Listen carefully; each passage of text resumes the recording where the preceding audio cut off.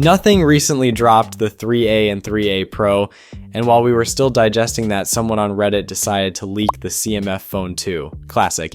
If you're not familiar with CMF, it's Nothing's budget-friendly spinoff. No transparent back, no flashy lights, just a clean design with a modular twist.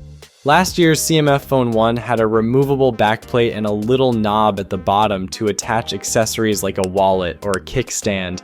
The community really embraced it, designing and 3D printing their own accessories, thanks to Nothing providing design files and even hosting contests. From these new leaks, it looks like the CMF Phone 2 is sticking with that formula. Same modular back, same accessory system, but with one big addition, a third camera lens. No details yet on what it does, but it's a noticeable upgrade. And honestly, with how clean the design is, you might not even spot that extra camera at first. This could be Nothing's new approach, standardizing triple camera setups across all future models, including those under its CMF brand. What's really catching people's attention though is the size. The leaked images suggest this phone is compact, possibly under 5.9 inches, which is rare these days, and great news for anyone who prefers a phone that doesn't feel like a tablet.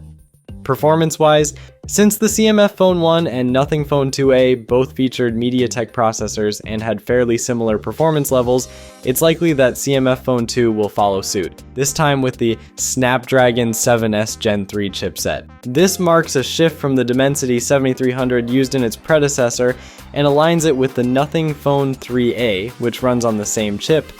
There are also talks about a new blue color option, keeping in line with CMF's colorful approach.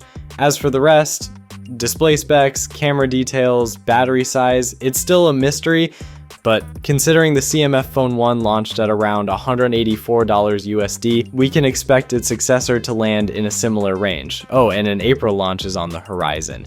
So if this phone has caught your eye, you won't have to wait long to get the full picture.